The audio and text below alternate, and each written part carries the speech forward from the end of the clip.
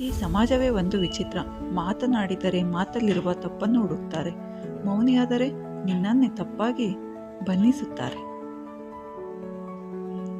ಇಂತಹ ಸಮಾಜದಲ್ಲಿ ನಾವು ಹೇಗಿರಬೇಕೆಂದರೆ, ಇನ್ನೊಬ್ಬರ ಬಗ್ಗೆ ತಲೆಕೆಡಿಸಿಕೊಳ್ಳದೆ ನಮ್ಮ ಜೀವನ ನಾವು ನೋಡಿಕೊಂಡರೆ ಅದೇ ಒಂದು ದೊಡ್ಡ ಸಾಧನೆಯಾಗಿರುತ್ತದೆ. ಡಾಕ್ಟರ್ APJ ಅಬ್ದುಲ್ ಕಲಾಂ ಸಾಹೇಬ್ರ ಪ್ರಕಾರ ಯಾವುದೇ ಮನುಷ್ಯ ಯಶಸ್ವಿಯಾಗಬೇಕಾದರೆ ಅವನ ನಿರ್ಧಾರ ಬಲವಾಗಿರಬೇಕು. ಅವನ ನಿರ್ಧಾರಗಳು ಬಲವಾಗಿದ್ದರೆ ವಿಫಲತೆ ಅನ್ನೋದು ಅವನ ಹತ್ತಿರ ಕೂಡ ಸುಳಿಯಲು ಸಾಧ್ಯವಿಲ್ಲ ಅಂತ ಹೇಳ್ತಾರೆ. ನಿನ್ನ ಗುರಿಯನ್ನು ಮುಖ್ಯ ಘಟ್ಟದಲ್ಲಿ ಕೆಲವರು ನಿನ್ನನ್ನು ತಡೆಯಲು ಪ್ರಾರಂಭಿಸುತ್ತಾರೆ.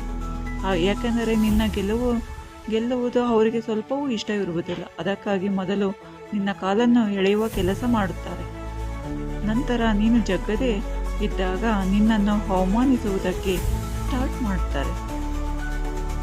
ಹೆಜ್ಜೆ ಹೆಜ್ಜೆಗೂ ನಿನ್ನನ್ನು ಅವಮಾನ ಮಾಡುತ್ತಾ ಇಂತಹ ಘಟನೆಗಳು ಸಾಧಿಸುತ್ತೇನೆ ಎಂದು ಹೊರಡುವ ಪ್ರತಿಯೊಬ್ಬರಲ್ಲೂ ಕಾಡುತ್ತಾನೆ ಇರುತ್ತವೆ. ಅಂಥವರಿಗಾಗಿ ಕಲಾಂ ಸಾಹೇಬರು ಕೆಲವು ಮಾತನ್ನು ಹೇಳುತ್ತಾರೆ. ಅವುಗಳಲ್ಲಿ ಪ್ರಮುಖವಾಗಿ 2 ಕೆಲಸ ಮಾಡಿದರೆ ಸಾಕು. ನಿನ್ನನ್ನು ಯಾರೇ ಅವಮಾನ ಮಾಡಿದರೂ, ನಿನ್ನನ್ನು ಯಾರೇ ನೋಯಿಸಿದರೂ ಅವರಿಗೆ ನಿಮ್ಮ ಗೆಲ್ಲಲು ಯಾವತ್ತೂ ನಿನ್ನ ಗೆಲುವನ್ನು ಕಸಿದುಕೊಳ್ಳಲು ಸಾಧ್ಯವಿಲ್ಲ.